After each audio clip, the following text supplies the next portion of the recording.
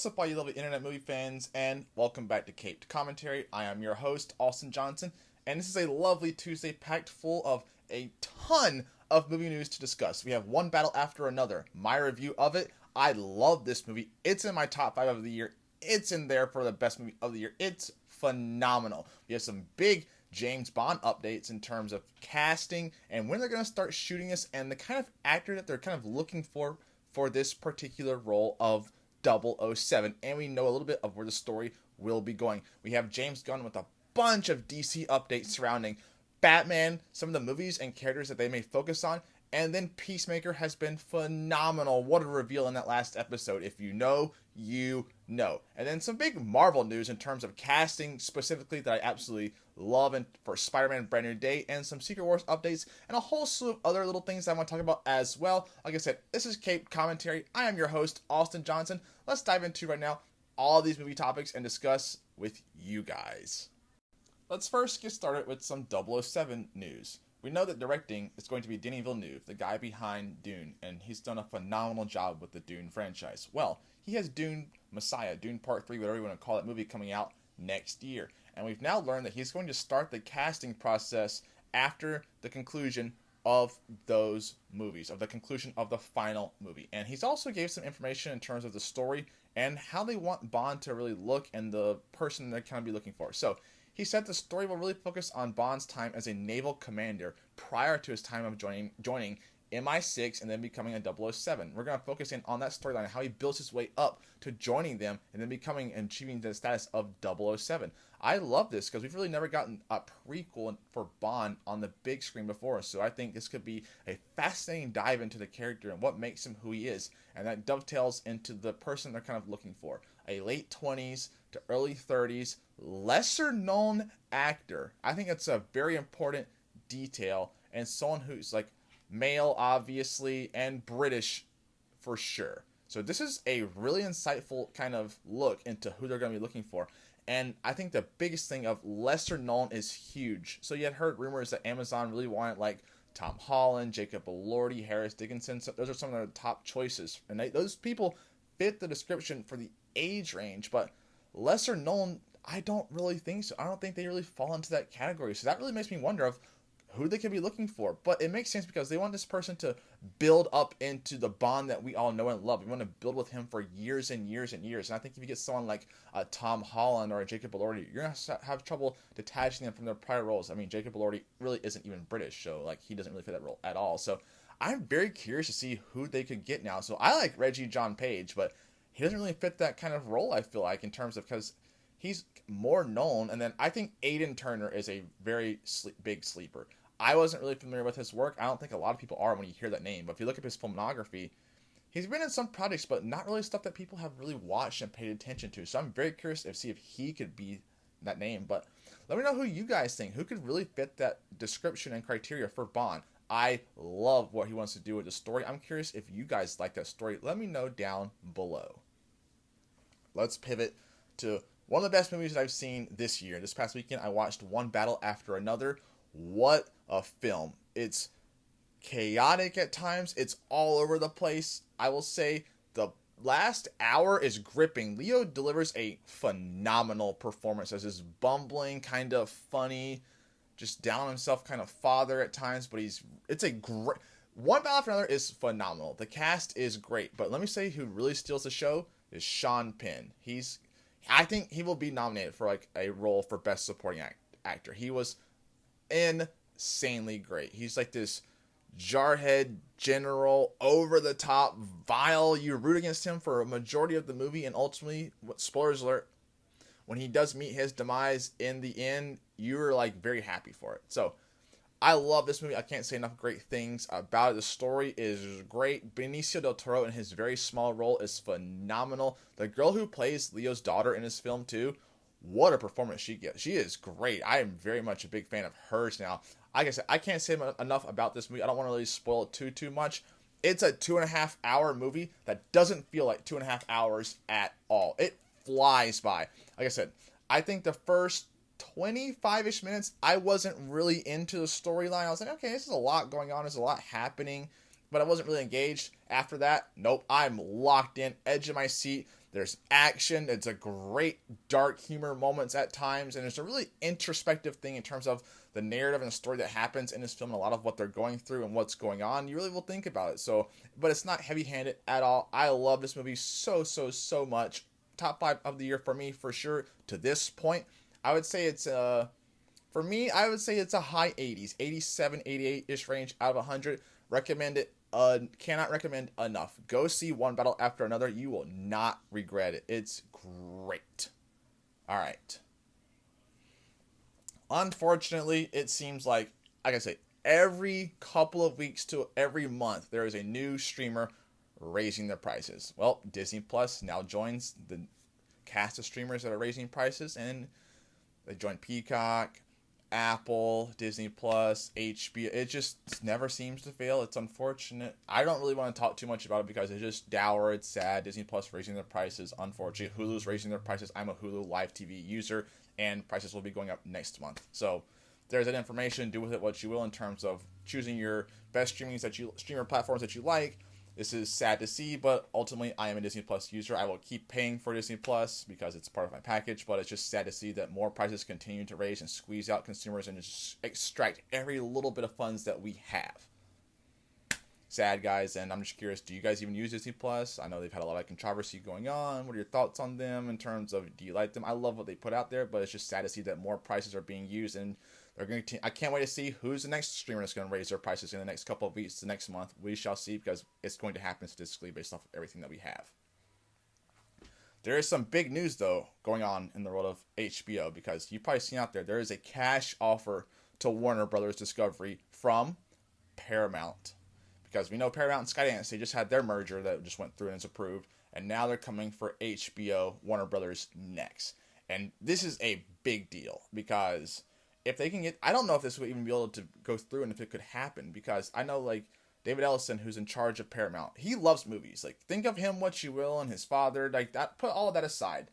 David Ellison loves movies. Like, over at Paramount, he is really hammering home the theatrical experience and putting out movies and getting stuff greenlit. Like, he's just probably one of the big factors that's behind the Call of Duty movie that's going to be happening over there they want to do. So, I don't like it for the competition aspect of things, because I think competition breeds excellence from all these different people and different studios.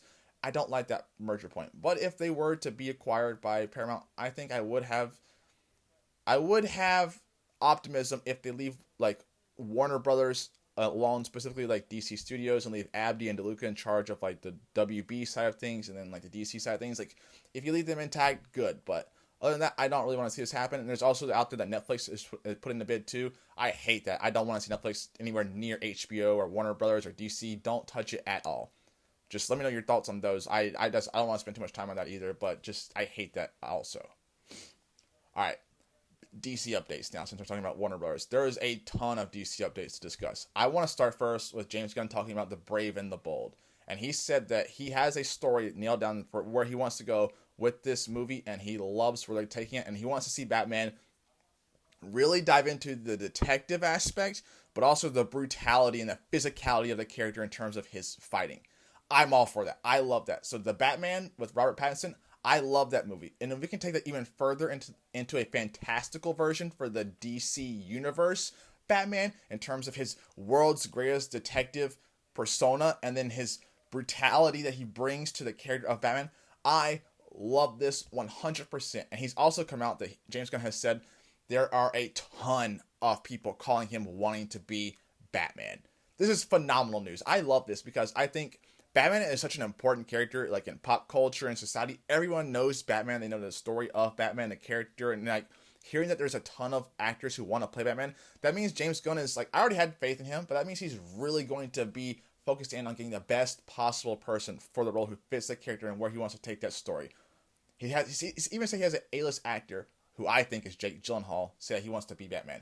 And personally, I would love Gyllenhaal as Batman. I would be all for it, because I think he brings a certain physicality that can be done, but he brings a great presence, and he's a great actor. And anytime you can add talent, I always say is a phenomenal thing for a film. Then there's guys like Alan Ritchson, Brandon Sklenar, I think, Jensen Ackles, and a whole, like, cast of other people who could be Batman. So I'm very curious to see who they get to be Batman, who they cast eventually. I really wonder if we'll get that announcement next year at Comic-Con or like something like, because I feel like if they do end up announcing who the next Batman will be at Comic-Con in 2026, think about that. So you announce who Batman is, you get all the hype, then you start filming into that year 27. Film comes out summer 28, late 28, perfect timing because that takes place right after Man of Tomorrow now comes out, so you'll have that kind of set up, and then you have Brave and the Bold coming next. And that kind of dovetail into something James Gunn said also about wanting to focus on more like A-list type of like more known characters is the best way to put it. He wants to focus his movies in the DC universe, to start at least, on more known characters that people are more familiar with. And if you think about it, it kind of makes sense. He's already kind of doing that right now. I mean, he started off his movie side of the DC universe with Superman. The next movie, Supergirl. Man of Tomorrow.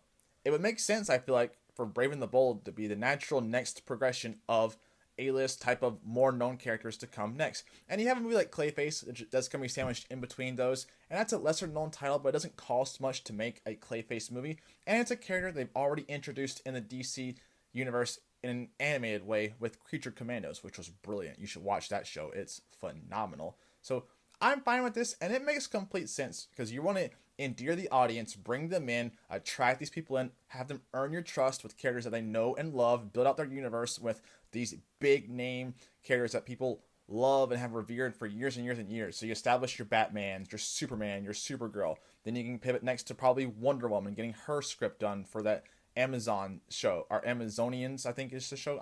I don't really know, or Mascara, whatever that show is going to be called. I'm not really sure exactly. But then you kind of slowly integrate smaller characters in, like the Booster Gold series. You have Lanterns also, like people know the Green Lantern Corps. So it makes sense from a budgetary perspective, from a movie perspective, from a universe perspective. So I'm all for this. I'm fine with this. I have no problem with it. And again, I trust in James Gunn. Everything he's done so far has been absolutely wonderful and phenomenal. I mean, think about it. Creature Commandos, what a success. Peacemaker Season 1, success. Superman, massive success. I have all the faith in Lanterns coming out next year. Supergirl, also have all the faith in that. And then that dovetails now into Peacemaker Season 2, which has been a massive success. And let me say now, spoilers ahead. Spoilers for Peacemaker Season 2. You've been warned. 3, 2, 1. All right. They did it. They did a thing. They revealed what many people have theorized and thought, and I believe now from the past couple episodes, was the alternate dimension that Peacemaker keeps going to is Earth X, and they officially did the thing. So I'm going to start where it ends and then kind of backtrack. So towards the end of the episode, when the group, the 11th Street Kids, have ventured in there to get Chris out of that alternate dimension, you see Adebayo walking down the street after a conversation with Economos. She's now walking down the street, kind of clear her head, and Keith, Chris's brother, drives by her. And people have started pointing and looking at her. He drives by, slams on the brakes, gets out of his car, starts blaring on the horn, and yells, "One got out, a black." And he keeps blaring and pointing, and all these people start running out of their houses. And Adebayo's like, "What the hell?" And just starts sprinting and running because all these people are chasing after her and pursuing her. It's crazy. And then you kind of dovetail and pivot over to Harcourt, who's at the alternate dimension Argus with Peacemaker. And they're having a conversation at the same time when the Adebayo stuff is happening. And she's like, "You don't notice anything weird about this place at all? There's no people of color anywhere." And he's like, "What are you talking about? That's not true at all." Like, not realizing, because like he said, he has blinders on, the grass is greener over there. He doesn't see what these people actually are, what's happening. And there's a little American flag sitting on someone's desk, folded up. We can't really see it. He picks up the American flag, unravels it, and there it is. We see the stripes, but there's not stars on that flag. It's a swastika. Bam! That's the confirmation. We are on Earth X. What an insane, crazy reveal. And you can kind of look back after this reveal and things started to add up. It started to make sense more. There were some strange things that were going on with the background characters, the Sons of Liberty, all that stuff. So it's even funnier to look back now. The Sons of Liberty were probably a good organization. And he took them all out. Just craziness. Absolute craziness. So this episode actually picked up with them going over there trying to find Chris. Harcourt encounters Keith, has a conversation. He drives her to Argus because he thinks that's the alternate dimension, Harcourt, so he's driving her to work. And then while Economos and Adebayo are stuck there, then we see Chris is with the alternate dimensions, Harcourt. They're having their own love steam session going on. He's having a great time. He's loving it. So that Harcourt, our Harcourt, gets taken into custody because she has some drugs from an encounter that she had with Adrian in his basement where they had to set up the dimensional rift to begin with. And Adrian has tons of money and drugs in his basement. He's stopped from criminals. It explodes. It gets all over everyone. So that's why she's taken into custody at Argus for questioning. Peacemaker sees her there, recognizes it's his hardcore from our home DC universe, and goes to have a conversation while she's been holding to be analyzed, making sure she's not actually having drugs on her, like in her system. What a conversation that ensues between the two. It's one of the best, most well-acted scenes and emotional scenes of the show so far. I absolutely loved it. Jennifer Holland was phenomenal in conveying emotion in this scene and tells her, just come home. And he's like, I forgive you. And he's like, I love you. It's like, it have a whole back and forth. It's great. One of the best scenes and my favorite scenes of the season so far. And it's heartbreaking to hear. Eventually, she's cleared and let out, obviously. And that's when that whole situation happens where eventually they find out that they're in the alternate dimension. Because at the same time, like I said, Economos and Adebayo are having a conversation. Adebayo goes on the walk. But while all this is happening, Adrian has gone to find his alternate dimension self. And they're exactly alike. Everything is to the T in terms of him and like his self. They're having a great conversation. The one difference, alternate dimension Adrian from Earth X hates Peacemaker in his dimension because Peacemaker in that dimension is obviously just like bad guy. Like, yes. So makes total sense there. And then while all this is happening in that alternate dimension, on our home DC Earth, in our dimension, Rick Flag Sr. goes to meet with a huge cameo that we were promised. We got it with Lex Luthor at Belle Reve. And they have a conversation. And Rick Flag's like, I can get you moved to a smaller, less secure prison in Metropolis for your help. Because you're in here for 200 years. I'm not getting you out. And we get a tease of a dynamic kind of unfolding. Because we know from James Gunn, Peacemaker, the ending of the show, completely and dovetails right into Man of Tomorrow and the future of the DC universe and explain it. So something's going to happen in these final two episodes with Lex getting out, and I think we have a big reveal that is like no one sees coming also. I think something's going to happen. I don't know what it is. Could be Brainiac created the rift portal thingies. Who knows? But what a great episode. What an ending. What a shock. What a confirmation. I loved it. I love this show. It's been phenomenal. I cannot wait for these final two episodes coming up. But let me know your thoughts. Have you been watching Peacemaker this season? What are your thoughts on it so far? Have you loved the show? Did you see that that twist coming? Did you predict it was Earth X from the very beginning? Whatever it is, let me know your thoughts down below how you've liked Peacemaker and enjoyed the show so far. Our final piece of news is all Marvel related, and we got a huge casting confirmation for Spider-Man Brand New Day. Whenever I hear stuff now about Spider-Man Brand New Day, it's nothing but excitement and just exhilarates me and gets me going because I cannot wait for this movie. With everything that we've heard and has been confirmed, it's outstanding. And here, another piece of evidence for that. We have confirmation that Marvin Jones III has officially been cast in Brand New Day as Tombstone, a character that he previously voiced in the Spider-Verse movies, and he will be voicing again in the upcoming Beyond movie in a couple of years. What a big, great add to the cast. He is phenomenal. He is a great presence. He brings this gravitas, this amazing voice. If you ever watched the show Black Lightning on CW as part of the Arrowverse, he was great. He was probably the best part of that show as Tobias. What a great villain he was. He stole all his scenes. And he's now Tombstone. I'm intrigued by this. I love this addition. Because I'm very curious, what's Tombstone going to look like in the Marvel Universe? What role will he play in Brand New Day? Is he going to be the main villain? Tombstone, if you didn't know, like in terms of the Spider-Man comics, has become a big part more recently. Even if you watch Your Friendly Neighborhood Spider-Man, the animated show that's great and delight on Disney+, he was a big part of that show. I'm curious to see how he plays into the overall narrative and story that they're writing for Brand New Day. But this is phenomenal news. I love it. I love the casting. I love the addition. I love the character. I'm very curious to see where they go with him. Like I said, everything about Brand New Day gets me more and more and more excited. I can't wait to see the overall story they put together because I think it's going to be peak Spider-Man-ness. It's going to be lovely. So, do you like Marvin Jones? That's the real question. How do you think Tombstone is going to look? That's my biggest question for this casting. But what are your thoughts? Do you like the additional of him to this overall cast and crew of characters? How do you think it's going to come together? Do you think it's phenomenal casting? Do you wish it was someone else?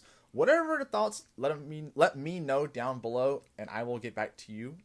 Probably not. It's a great casting. I love it. I love the addition. Tombstone is amazing. A piece of Marvel news I am over the top ecstatic for is that Marvel TV head Brad Winderbaum officially confirmed that Your Friendly Neighborhood Spider-Man and X-Men 97 will be yearly releases for their seasons. What outstanding, great news. If you're a fan of these shows, you should be over the top for. This is outstanding. I love to hear this. These shows were phenomenal. Your Friendly Neighborhood Spider-Man, a show that I didn't really have many expectations for at all. It wasn't really high on based off the trailers. It was great. It's a great retelling of Peter and the narrative and perspective of some new characters that we really haven't seen him interact with in the full-fledged MCU. So for this animated property, it's great. And then X-Men 97. Don't get me started about this show. How phenomenally great this was. One of the better TV shows that I saw when it came out. The storytelling, the drama, the stakes. It was phenomenal. It was great. I loved that show. And the tease that it ended with the season 1 of, like, we're in for a treat. And there's been some stuff out there that we may be losing some of these characters in season 2, or some like overall characters are going to be passing away. Phenomenal news. I love this. So what great news to hear that these two shows will be renewed and dropping yearly. This is phenomenal news. We should absolutely love and champion. We should want more of for all of our TV shows. So that's all the news that I have for you guys today. It's been a great packed show full of movie news to discuss. Let me know if I missed anything that you guys wanted me to talk about. I will see you guys next Tuesday, 3 p.m. Eastern Time for a Cape commentary for the movie news coming up for this coming week. In terms of movies coming out, I'm going to see Good Boy, the horror movie from the dog's perspective, coming out Thursday. I'm very excited for this, and for your confirmation, the dog does not die. Don't worry. So let me know your thoughts if I missed anything and you guys want me to discuss, and I'll see you guys next week. Peace.